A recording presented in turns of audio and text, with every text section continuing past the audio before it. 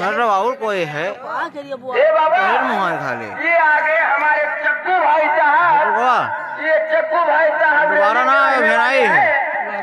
ये तुम्हारे भजन पर खुश होकर 50 रुपया दे रहे हैं, लेकिन बाबा ऐसे ही भजन चलता रही है। कैसे बारन गौना लाए सुपरिया, पीछे लगी भांग मस्कर दोनों चलिया, अपना पियो पावर हो गए भंगिया।